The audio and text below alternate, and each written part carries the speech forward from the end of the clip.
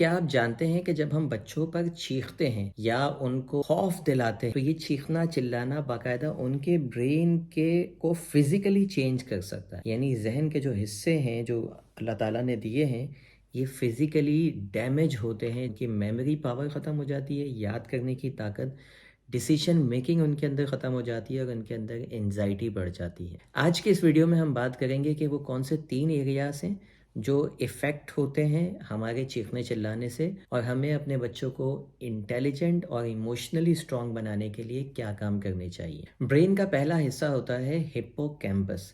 ये memory centre कहलाता है। यानी जो भी इंफॉर्मेशन बच्चा लेता है उसका काम ये होता है हिप्पोकैम्पस का कि वो लर्न करता है बच्चा, रिटेन करता है यानी लर्न करने के बाद उस इंफॉर्मेशन को अपने ब्रेन में सेव करता है और तीसरा काम फोकस को डेवलप करता है। तो जब हम बच्चों पे चीखते हैं या उनको खौफ के आलम में रखते हैं या खौफ से पढ़ाते हैं, चाहे वो टीचर हो या पेरेंट्स हो, तो फिर क्या होता है कि बच्चों के ब्रेन के अंदर एक स्ट्रेस हार्मोन पैदा होने लग जाता है जिसको कॉर्टिसोल कहते हैं।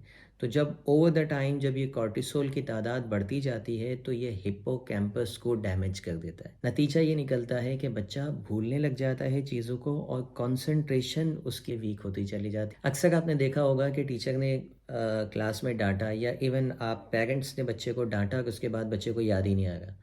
तो ये वो याद करने की कोशिश कर रहा होगा, आप कह रहे हैं कि अभी तक याद नहीं हुआ, अभी तक याद नहीं हुआ, 2 घंटे से कहा हुआ अभी तक याद नहीं हो रहा। बच्चे के ज़हन में आपने कॉर्टिसोल प्रोड्यूस कर दिया है, स्ट्रेस में वो आ गया है, अब वो याद नहीं कर सकता और हम कहते हैं कि ये तवज्जो ही नहीं देगा, ये तो पढ़ ही नहीं रहा, इसको इसको इतना डाँटा, इतना मारा, इसने याद नहीं किया आज भी।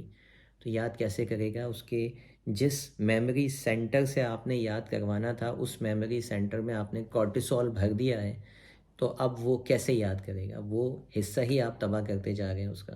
तो इन्फॉर्मेशन वो तो ये एक्सक्यूज़ नहीं होता बल्कि स्ट्रेस रिस्पॉन्स होता है कि उसे अब याद नहीं हो रहा।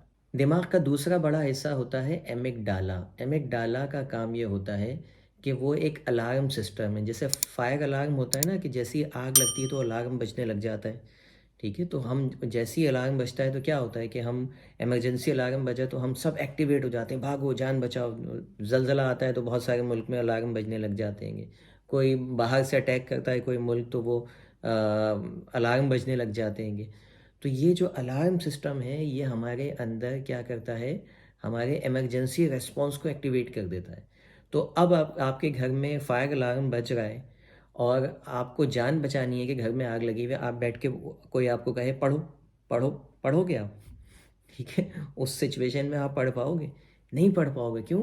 इमरजेंसी सायरन बज रहा है, हमें भागना है, हमें बचना है, अपनी जान यानी हम सर्वाइवल मोड के अंदर हैं। बिल्कुल इसी तरीके से जब बच्चे के ऊपर गुस्सा किया जाता है, उस पे येल किया जाता है, उसे मारा जाता है, उसको खौफ दिलाया जाता है, तो एमिगडाला एक्टिवेट हो जाता है। अब उसके ज़हन में अलार्म बज रहे हैं, सायरन बज रहे हैं और वो इमरजेंसी रिस्पॉन्स उसके जिस्म उसको प्रोड्यूस कर रहा है। ऐसे में आप उसको कितना भी पढ़ाएँगे, वो नहीं पढ़ पाएगा, वो एंशियस होगा, एंग्ज़ायटी उसके अंदर इंतहा दर्जे की होगी और वो एंग्ज़ायटी उसको ना याद करने देगी, ना पढ़ने देगी। अच्छा, अगर ये येलिंग आप कंटिन्यूअसली करते हैं, तो मुस्तकिल अगर एमिगडाला बच्चे का एक्टिवेट रहता है, तो क्या होगा उसके अंदर सोशल एंग्ज़ायटी पैदा होगी, लोगों में जाने का खौफ, लोगों से मिलने का खौफ, वो नहीं जा पाएगा। उसके अंदर एग्रेसिव बिहेवियर पैदा होगा, वो लोगों को मारने लग जाएगा, डांटने, शॉर्ट टेम्पर हो जाएगा, गुस्सा करने लग जाएगा। तीसरी, उसके अंदर कॉन्फिडेंस की कमी हो जाएगी, लो कॉन्फिडेंस, क्योंकि हर वक्त वो सर्वाइवल मोड में चल रहा है, हर वक्त उसे लग रहा है कि कुछ कुछ मसला हो रहा है, कुछ ज़िंदगी में मसला है। तो ऐसे में उसका कॉन्फिडेंस क्या हो जाएगा? लो हो जाएगा। जहन का तीसरा हिस्सा दिमाग का प्री फ्रंटल कॉर्टेक्स। इसका काम क्या होता है? ये कमांड सेंटर है, ये कमांड देता है, ये डिसीशंस लेता है। तो अगर जब येलिंग होती है यानी चीखना चिल्लाना, डांट और खौफ का आलम होता है, तो ये हिस्सा प्री फ्रंटल कॉर्टेक्स डैमेज होने लग जाता है बच्चे का और बच्चा उस फिर क्या होता है कि वो डिसीजन मेकिंग नहीं कर पाता, वो प्लानिंग नहीं कर पाता, उसको स्ट्रेटजी बनानी नहीं आती, वो उसको समझ नहीं आता मुझे करना क्या है। तो अब ऐसा बच्चा जिसको समझ ही नहीं आ रहा करना क्या है, उसको ना स्टडी प्लान बनाना आता है, ना उसको डिसीजन लेना आता है कि मुझे ये सवाल करना है या ये करना है, मुझे पेपर की ऐसे तैयारी करनी है या ऐसे करनी है। फिर उसके इम्पल्स कंट्रोल, जो कि प्रीफ्रंटल कॉर्टेक्स कमांड सेंटर है, तो उसको कमांड ही नहीं आ रही कि अपने इम्पल्सेस को कैसे कंट्रोल करना है, अपने गुस्से को कैसे कंट्रोल करना है, अपने इमोशंस को कैसे कंट्रोल करना है। तो ये सारा कंट्रोलिंग सिस्टम जो है वो डैमेज हो जाता है। किससे? जब बच्चे पे आप शाउटिंग कर रहे हैं। तो ये 3 एरियाज़ हैं जो फिज़िकली बच्चे के दिमाग को तब्दील कर रहे होते हैं, उसका स्ट्रक्चर बर्बाद कर रहे होते हैं। अब इसके बजाय करना क्या है? बच्चे तो बात सुनते ही नहीं है। एक वालिदैन का ये है ना, करना क्या? अगर बच्चे बात नहीं सुन रहे तो उसका हरगिज़ मतलब नहीं है कि आपको चीखने चिल्लाने का हक़ मिल गया। नो।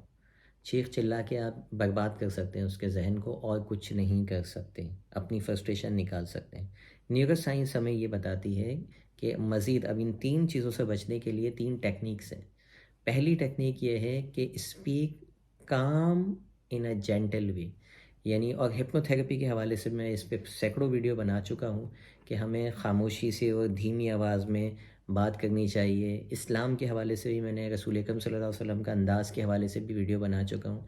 न्यूरोसाइंस ये कहती है कि जब आप काम एंड जेंटल वे में बच्चे को समझाते हैं तो उसका ब्रेन ज़्यादा रिस्पॉन्सिव हो जाता है और ये तीनों सिस्टम उसके एक्टिवेट होते हैं। तो हमेशा धीमी आवाज़ में प्यार से समझाएं, बैठ जाए उसके बाद और पॉज़ ले के समझाएं। ये वो तरीका होता है जो उसके अंदर कॉर्टिसोल प्रोड्यूस नहीं होता, बच्चा स्ट्रेस की तरफ नहीं जाता, बल्कि आपके बात को वो एक्सेप्ट करता है।